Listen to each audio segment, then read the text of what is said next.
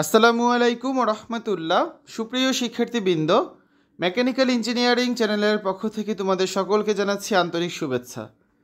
এই ভিডিওটা তৈরি করছি নবম দশম শ্রেণী শিক্ষার্থীদের জন্য।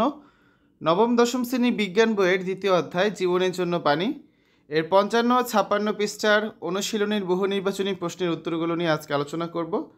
এই ভিডিওটির ডিসক্রিপশনে এবং পিন কমেন্টে প্লেলিস্টের লিঙ্ক দেওয়া আছে, সেখান থেকে তোমাদের যার যে বিষয়ের ভিডিও দরকার খুব সহজেই দেখে নিতে পারবে। দ্বিতীয় অধ্যায় জীবনের জন্য পানি 33 থেকে 56 পৃষ্ঠায় এই অধ্যায়টি রয়েছে। অনুশীলনীর বহু নির্বাচনী প্রশ্ন।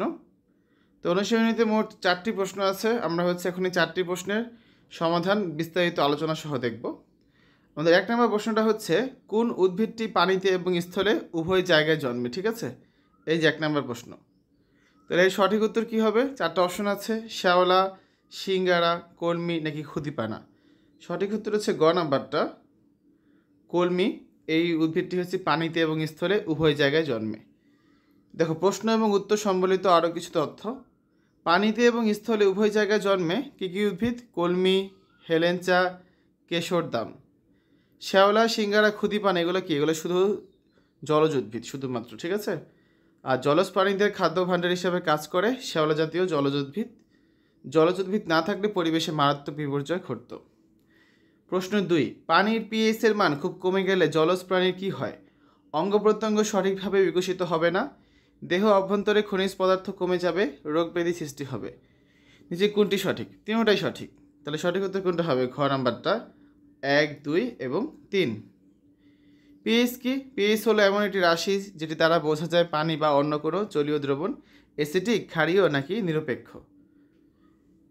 নিচের অনুচ্ছেদটি পড়ো এবং 3 ও 4 নং প্রশ্নের উত্তর দাও।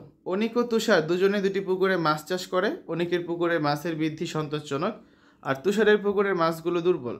এদের অঙ্গ প্রত্যঙ্গগুলো সঠিকভাবে বিকশিত হয়নি। পরীক্ষা করে দেখা গেল অনিকের পুকুরের পানির পিএইচ 7.5 ও তুষারের পুকুরের পানির পিএইচ 5.5। 3 নাম্বার, অনিকের পুকুরের পানি কোন ধরনের? অ্যাসিডিক, ক্ষারীয়, নিরপেক্ষ নাকি ক্যালসিয়াম সমৃদ্ধ? সঠিক উত্তর হচ্ছে খ নাম্বারটা, অনিকের পুকুরের পানি হচ্ছে ক্ষারীয়, কারণ অনিকের পুকুরের পানির পিএইচ কত? 7.5, 7 থেকে বেশি। অ্যাসিডিক পানির পিএইচ কি 7 থেকে কম হয়, আর ক্ষারীয় পানির পিএইচ 7 থেকে বেশি হয়। নিরপেক্ষ পানির পিএইচ হচ্ছে 7, আর নদ নদীর পানির পিএইচ 6 থেকে 8 মধ্যে হয়ে থাকে। প্রশ্ন 4, তুষারের পুকুরের পানিতে নিচে কোনটি প্রয়োগ করা উচিত? অ্যাসিড, ক্ষার, ক্যালসিয়াম নাকি ফসফরাস? সঠিক উত্তর হচ্ছে ক্ষার, কারণ তুষারের পুকুর হচ্ছে পানি হচ্ছে অ্যাসিডীয় প্রকৃতি, ঠিক আছে। অ্যাসিডিক পানির পিএইচ বৃদ্ধি করতে প্রয়োজন ক্ষার, আর ক্ষারীয় পানির পিএইচ কমাতে প্রয়োজন কি? অ্যাসিড। পুকুর এবং নদ নদীর প্রাণীদের জন্য উপযোগী পিএইচের মান কত? 6 থেকে 8, ঠিক আছে। আর জলজ প্রাণীদের শরীরে ক্যালসিয়াম, ফসফরাস ইত্যাদি খনিজ পদার্থের ভারসাম্য নির্ভর করে পানির পিএইচের মানের উপর। তো এই হচ্ছে আজকে আলোচনা। আগামী ক্লাসে আমরা 1 নম্বর সৃজনশীল প্রশ্নের সমাধানটা তোমাদের করে দিব। শিক্ষার্থীরা, এতক্ষণ তোমরা দেখেছ নবম দশম শ্রেণীর বিজ্ঞান বইয়ের দ্বিতীয় অধ্যায়ের 55 পৃষ্ঠা এবং 56 পৃষ্ঠার অনুশীলনীর বহু নির্বাচনী প্রশ্নের সমাধান। আশা করি আজকের এই ভিডিওটি তোমাদের কাছে ভালো লেগেছে।